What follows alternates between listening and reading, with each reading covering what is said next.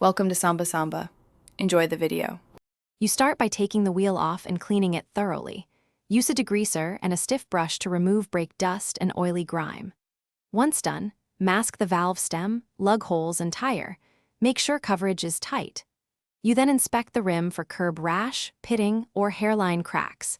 This matters because the repair method and filler choice depend on damage depth and location, so measure and document the problem areas before moving to sanding. You now sand the damage down to clean metal, progressing from 240 to 400, then 800 grit. Change direction and keep a consistent 45 degrees stroke to avoid gouges. After cleaning, apply a metal-ready filler or two-part epoxy in thin coats. This restores profile and prevents undercutting. Allow full cure. Once cured, sand the filler to match the wheel contour, feather the edges carefully, and move up to 1,000–1,500 grit, so transitions disappear, and the surface is ready for primer.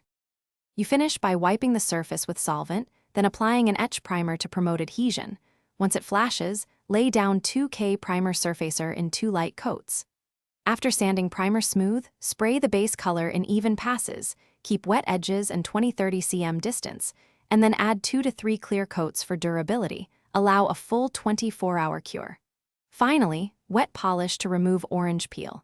If you see hairline cracking under clear, sand to sound material and recoat immediately to fix adhesion failures.